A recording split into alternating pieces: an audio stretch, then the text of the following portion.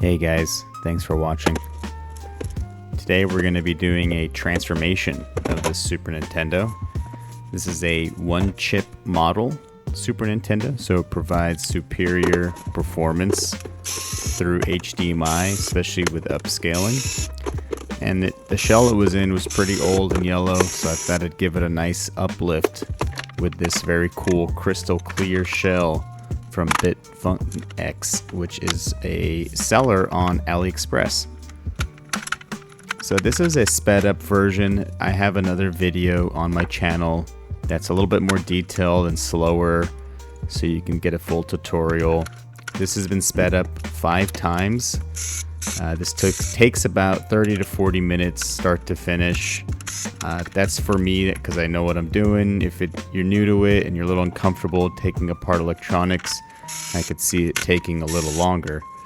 But I would highly encourage anyone who's interested in trying this endeavor to give it a go because it's really fun. You get a little bit more intimate with your original game console, and it's not that hard.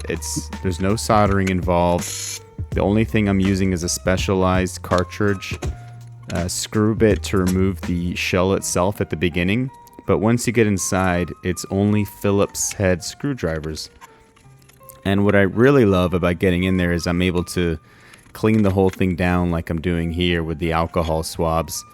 I love just making sure that the console's clean, and once we're open and in there, I don't see why you wouldn't do this. This is your baby, this is your console. If you've had this thing since the beginning, then you know how near and dear this thing is to you, or if you just bought a new one to relive that nostalgia that you had. So I don't know if you saw that, but that was a ladybug, a dead ladybug inside. I gave her a proper burial inside of a pot outside that I had. So what I like to do when I take it apart is I put the old components, PCB, into the old shell to store it off to the side. So this is the shell, super cool, crystal clear. They limit one per customer on the AliExpress website, which usually AliExpress doesn't do that. And I think it's because these things are so cool. They don't want people scalping them and taking advantage of how cool this shell is. Anyway, here it is. Fits perfectly. No need to modify the shell here. Bam! Man, it looks so cool. I love the way it looks. Just even right now, looking at it, it looks amazing. And really quickly, this isn't a tutorial, but I just want to quickly explain. There's 4 long screws when you're putting the PCB back into the new shell. And see, there's one of the 2 long screws right there to hold the cartridge slot. And then that's a small screw. And then there's 2 long screws right there. Boom. See how they're silver too? It's kind of cool. They have color differentiation. And that's from the stock Nintendo itself. That's not me having different colored screws for the project. And I would always recommend when you're doing a screw on a brand new shell is to first hand tighten the screw into the new plastic shell yourself.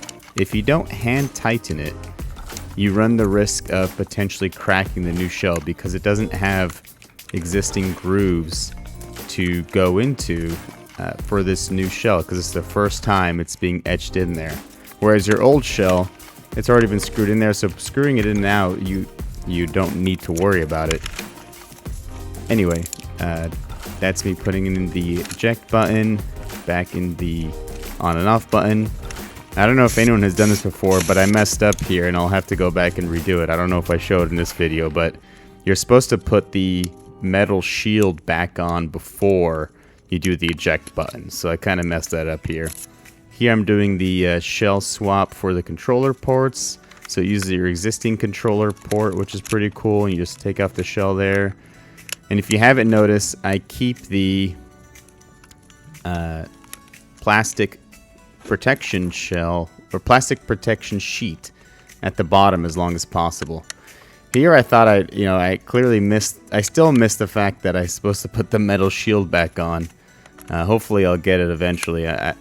Spoiler alert, I do. Anyway, you can see I'm having a hard time putting the eject button back on, even though I just got it in really easily the first time. So the thing about this shell swap is you'll need to take some components from the original shell. So you'll need a donor shell if you just have a PCB to get this shell swap working. And I'm only using the tweezers just to show you how many screws there are. So if you wanted to do this later, you can see how many screws there are. And again, I have another video on my channel to display in more detail how to do the shell swap. So the pieces you'll need specifically are the reset button spring, those white things that hold the power and reset button, and the spring for the cartridge slot itself. There you go. See, I'm figuring it out now. There's the metal shield, and I had to take off the power button to get it to work. I put it on without the shield, so I finally figured it out. And again, you see how I'm screwing first and then using the automatic function on my little hand drill? That's what you got to do to make sure you don't mess this up. And I'm wearing gloves too. So that's one piece from the donor shell. That's the reset button right there. There's another piece from the donor shell. I'm just making sure I clean it up since it was from the original one. Can't tell here, but I had a little bit of dust on there. And you can see I'm using that plastic sheet as a protector for the top of the shell so it doesn't get scratched up. And here I'm digging to figure out what reset or power button I want to use for the shell swap. Anyway, this thing is cool. Another thing that I didn't mention is if you want to play Super Famicom games, you'll want to make sure to not install the lever. And there's like a little lever that kind of protects the game from being popped out while the system's on. If you have a Super Famicom game in the console, having that lever can push up against it and potentially create some issues. So I usually just don't install it. I don't think it's a big deal. Another thing you could do is you don't have to install the reset button. You know, if you don't want someone to be able to go over and easily hit your reset button, or if you don't really use the reset button that much, which you can always turn it off and turn it back on. It's the same thing as the reset functionality. You don't really need the reset button. So that's another optional kind of thing you can do for your console. But and, you know, I like to keep it as original as I can, so I keep it in there even if I don't really use those. And there's me putting in the cartridge slot spring. You know, that's pretty tricky. You know, otherwise, again, it's just reversing the order in which you took it apart, so not that bad. And again, notice how I'm hand screwing the screw first, and then I'm spinning down. If you don't do that, you know, the risk is you crack the screen if you didn't watch earlier. Or crack the shell, sorry, not screen. And again, using tweezers just to kind of demonstrate where they are. These gloves keep ripping on me. You saw my thumb poke out there. And then I'm finally taking off the screen protector, putting on the clear extension port, putting on the reset button spring because I forgot to do that. And now I'm putting back the